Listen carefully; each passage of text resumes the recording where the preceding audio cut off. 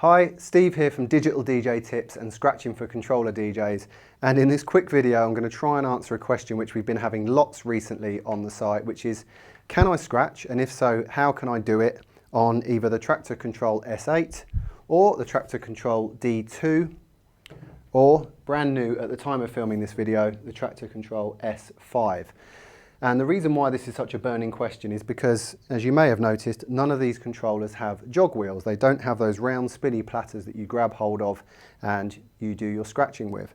What they have instead are these touch strips. And the main reason for these touch strips being here is so that you can nudge backwards and forwards during mixing to keep your mixes tight, in the same way that the side of a jog wheel would normally work. It also serves as a facility for you to be able to jump to any particular part of the track that you want. But also, while the deck is stopped, it allows you to be able to cue your track to exactly where you might want it. So there you go, that's the scratch sound happening there. And actually that cueing action to get your next track ready at the point you want, that's where scratching was invented back in the vinyl days. Grand Wizard Theodore heard that noise in his headphones and thought, that sounds cool, I'm going to do that live, and scratching was born. But if you really want to get good at scratching, these are not the controllers for you. Touch strips are just too limited, and I'm going to explain why. I'm going to show you how you can make some basic scratch sounds and you can have a bit of fun with it, but if you really want to learn to scratch, you're going to need to have jog wheels. So, okay, first thing you need to decide is which way you want to scratch. If you saw there, I had to reach around this way and reach this way in order for the sound to move forward. You might want to do it like this, but if I do this, then I have to, in order to scratch forward, I have to pull back. So that's wrong. So I would actually like to be able to scratch the other way. So you go into the settings in Preferences in Traktor Kontrol S8, and here you've got the scratch sensitivity for the touch strip. Have it set to about 50%. But you can actually invert it there. So now the functionality moves the other way round, so I can actually scratch this way. Okay, so that's the first thing you need to do, is decide which way around you want to scratch.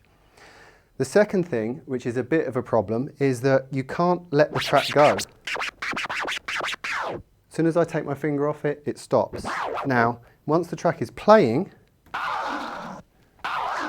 the touch strip doesn't do anything. I can't grab hold of it, I can't pull the track back. Only when the deck stops does it allow me to do that. Just going to get back to my point there. So the only way you can actually do that, i.e. grab hold of the music whilst it's playing, is to select Shift plus Touch to scratch. Now this means that whilst the track's playing, I can press Shift, and now I've got that functionality to grab hold of it. And when I let go, it carries on playing. You can see some of the trouble I'm having with this now.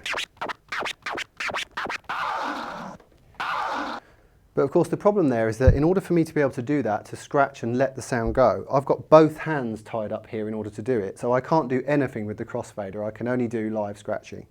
So the only way I can actually use the crossfader is just by doing scratches where I can't let the sound off, where it just stops.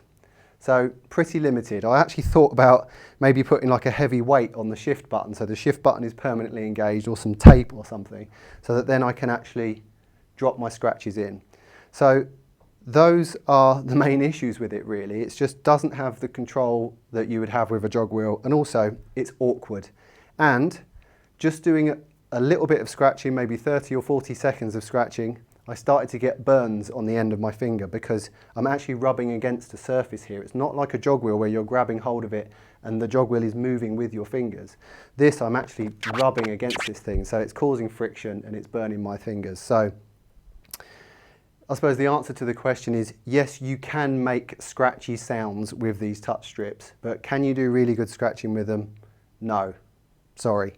But in the spirit of positivity about these things, I'm going to try and do a little demo, just do a few little scratches, so that if you do want to have a go at it, you can at least see how it's done. So let's do that.